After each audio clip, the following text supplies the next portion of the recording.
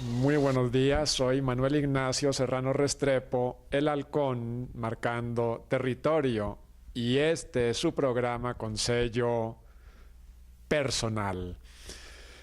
Pilar Sarama, bienvenida y que el amanecer sea el mejor de los equilibrios. Gracias, Manuel. Gracias por invitarme a esta entrevista. La mujer vestida de sol, el mejor regalo. Sí, Manuel.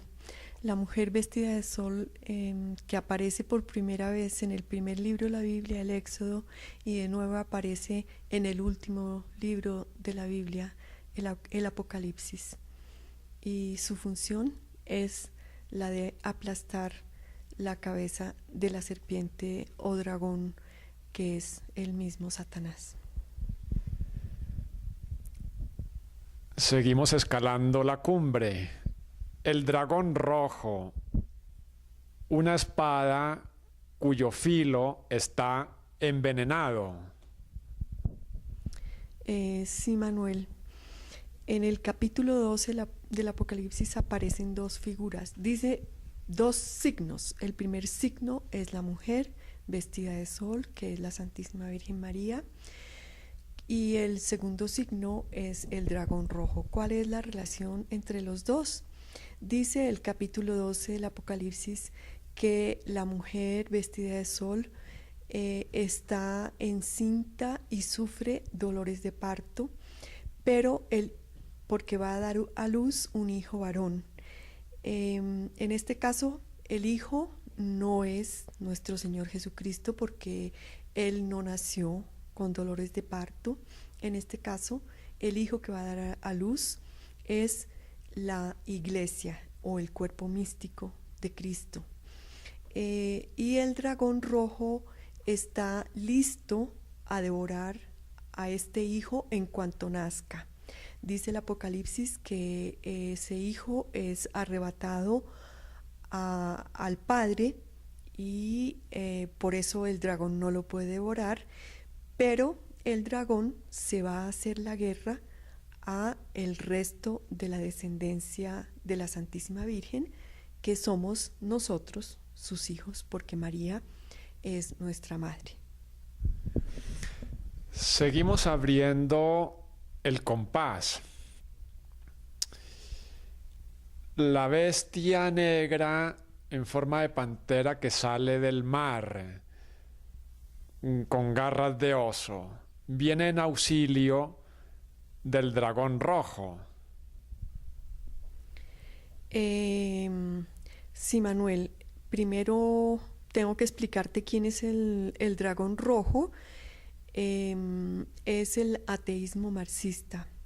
Dice la Santísima Virgen que es de color rojo porque él se vale de la guerra y de la violencia como instrumentos para su conquista.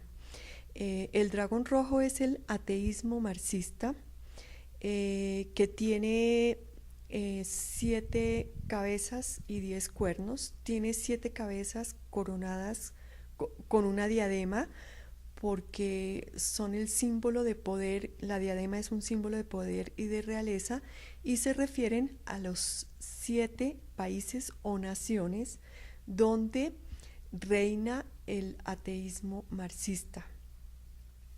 El dragón rojo tiene además 10 cuernos. Los cuernos son importantes medios de comunicación social. Por medio de esos 10 cuernos, el dragón lleva a los hombres a seguir una ley opuesta a los 10 mandamientos de la ley de Dios.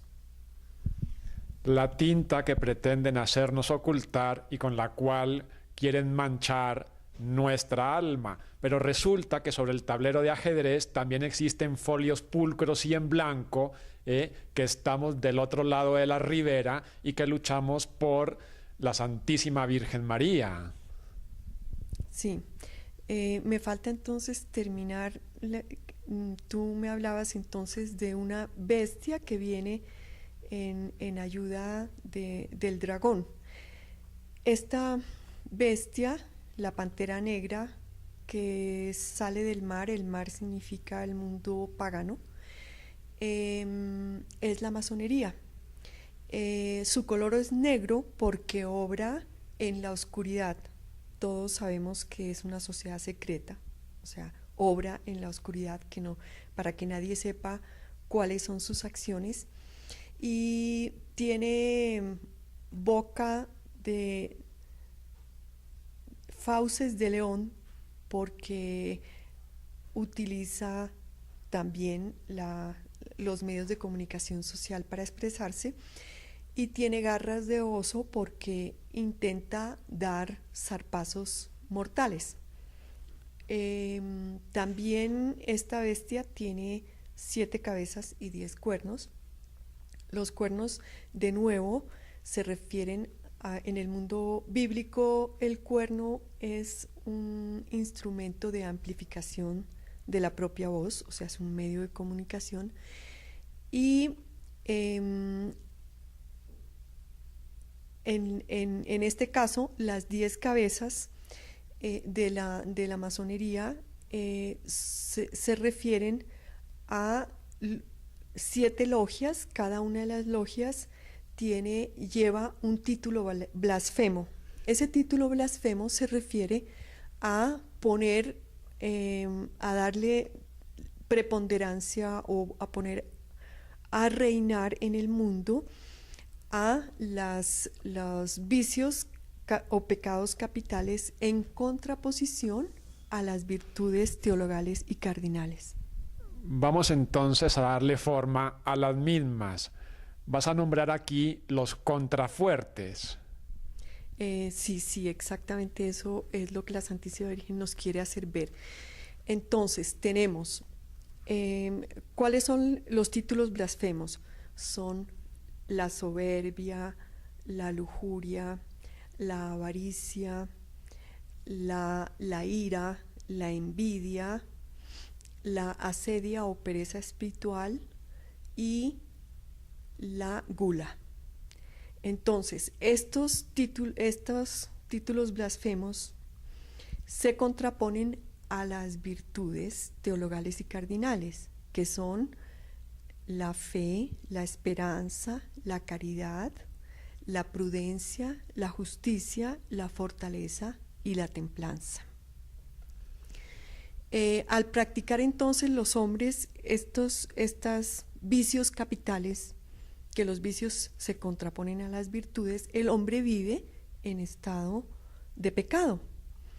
Y esto lo lleva a formar o crear falsos dioses, ¿sí? En lugar de adorar al Dios verdadero, el hombre entonces empieza a adorar el Dios de la razón, el Dios de la carne, el Dios del dinero, el Dios de la violencia o la discordia, el Dios de los sentidos o el hedonismo, el materialismo, el placer. Pero vamos a ver, estamos ya sentados a la mesa. Para no cortarnos la mano, todo esto tiene un fundamento veraz y sólido, una muralla que no se resquebraja, el Padre Gobi. Sí, Manuel, te agradezco que lo menciones porque precisamente todas estas revelaciones de lo que estamos hablando se las ha dado la Santísima Virgen a un sacerdote italiano, el padre Stefano Gobi, que ya murió, pero en el año 1973 empezó a recibir él las locuciones de la Santísima Virgen María. La locución es un fenómeno místico aprobado por la Iglesia que ha estado presente en muchas revelaciones de los santos, y que en este caso la Santísima Virgen le dice al padre Gobi que le va a escribir por medio de él, por medio de estas locuciones. Él tiene que escribir un libro, y él le pregunta que por qué lo ha escogido a él si él siente que es la persona menos capaz o idónea de escribir un libro. Entonces ella le contesta, te he escogido a ti precisamente porque así nadie podrá creer que el libro es obra tuya, sino que todos sabrán que es obra mía. Este libro es un libro magistral, de una sintaxis extraordinaria, de una teología profundísima. Por este libro ella lo crea o lo hace escribir por el padre Gobi para formar por medio de él el movimiento sacerdotal mariano, que es el movimiento que dentro de la iglesia le va a servir a ella para darle la victoria final contra las huestes del enemigo. El jarrón que pretenden ocultar y que sin estar hecho pedazos se resquebraja a sí mismo. La masonería, es decir, la palabra de Dios está abierta a todos. Ellos ocultan aquello que quieren que no veamos para enterrarnos sobre lo mismo. Sí, ahí está el quid del asunto. Nuestro Señor dijo muy claro que lo que era de la luz se hacía a la luz. Precisamente la masonería obra en las tinieblas, en lo escondido, porque su estrategia es el engaño. Y esa es la manera de obrar del enemigo. Por medio del uso de los medios de comunicación social se ha logrado difundir en el mundo estos antivalores, antimandamientos, digámoslo así, para llevar a los hombres a vivir habitualmente en estado de pecado. Pero es que la cortina, una vez rasgada, no para ahí. Es decir, es que empieza a descascarillarse todo, porque resulta que también viene en auxilio de esta pantera o bestia negra el cordero con 2 cuernos.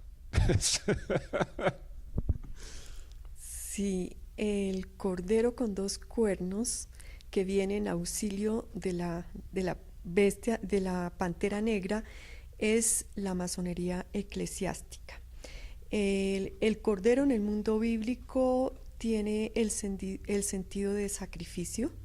Un cordero era lo que el pueblo de Dios tenía que sacrificar el día de la Pascua, de la salida de Egipto. Y los cuernos en el Antiguo Testamento tienen un sentido de sacerdocio. Los sumos sacerdotes usaban un cubrecabezas con 2 cuernos para simbolizar la plenitud de su sacerdocio. Igualmente, en la iglesia actual, los obispos tienen una mitra con 2 cuernos, y esos 2 cuernos simbolizan la plenitud del sacerdocio. Entonces, lo que quiere decir esta bestia con 2 cuernos de cordero es que se refieren a la parte eclesiástica. Esta bestia es la masonería eclesiástica, es decir, la masonería infiltrada en la iglesia. Dice la Santísima Virgen que primordialmente o especialmente entre miembros de la jerarquía. No quiere decir con eso que sean todos, sino algunos, pero con ellos trabaja de manera oculta, apoyando, porque la masonería eclesiástica recibe órdenes de la otra masonería. Entonces ellos trabajan desde dentro de la iglesia, apoyando el trabajo que la masonería hace por fuera, que la otra masonería hace por fuera. ¿Cómo lo hacen? A ver,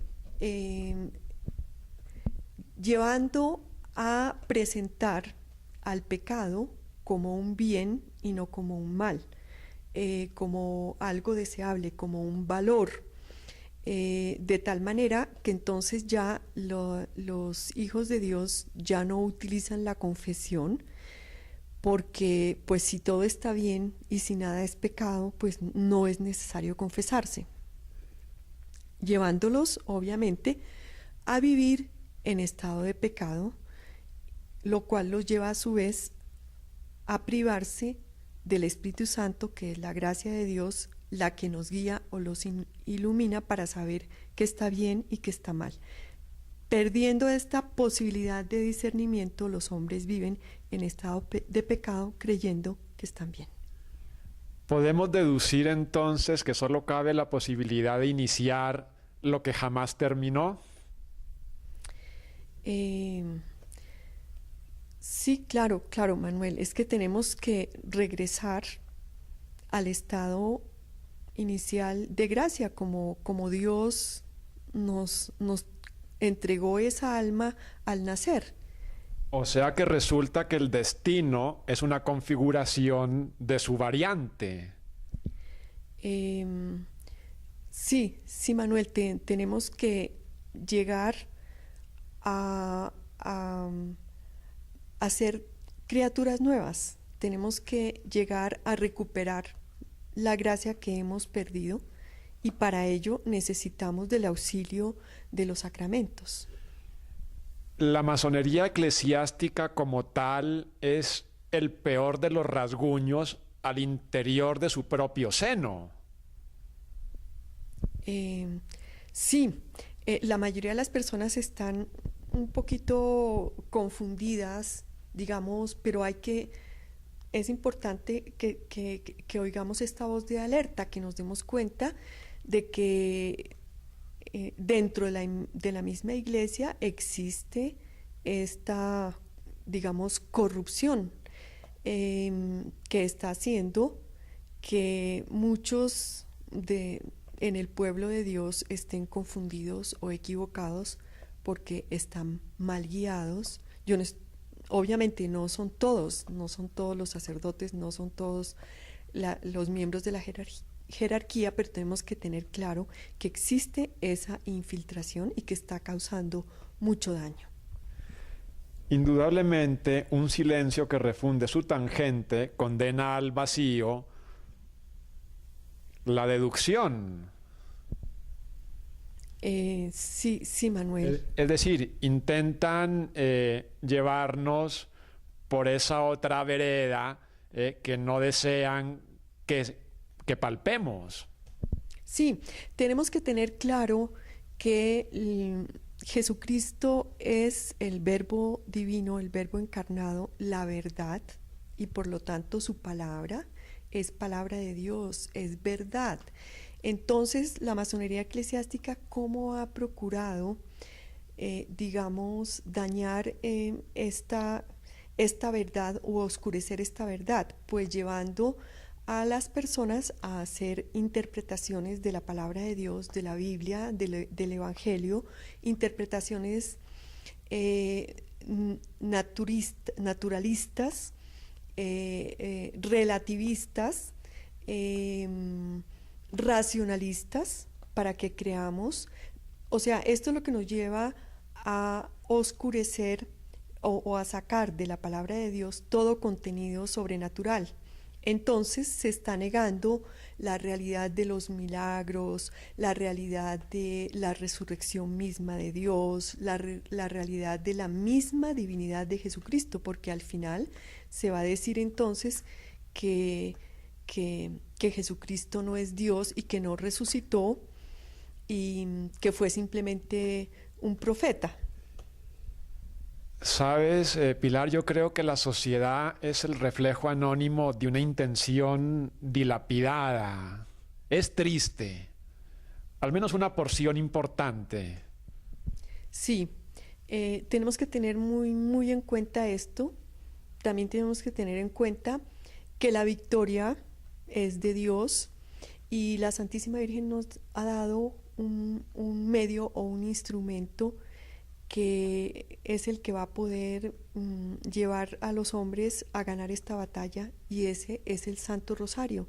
Ella ha dicho que la cadena con la cual ella va a sujetar a la bestia que está en el Apocalipsis y mandarla, atarla para mandarla a los abismos del infierno donde debería realmente estar, es el Santo Rosario. Esa cadena es el Amén. Santo Rosario. Amén. Con el corazón en la mano como lo has tenido durante esta entrevista, habiendo dibujado la circunferencia a la perfección, Pilar Sarama, palabras finales. Bueno, una cuñita sobre estas revelaciones de la Santísima Virgen al Padre Gobi, que están en el libro azul, que se llama A los sacerdotes, mis hijos predilectos. Quiero decirles que el Papa Juan Pablo II perteneció a este movimiento sacerdotal mariano y que fue amigo personal del Padre Gobi. Entonces, pues vemos aquí un gran respaldo a este libro y a estas revelaciones para ponerlas en práctica. Yo deseo terminar esta entrevista dándote un abrazo y un beso. Gracias. Y el último pensamiento de autoría reza así. Al final descubrimos que únicamente existía lo que se negó. Un abrazo y hasta la próxima.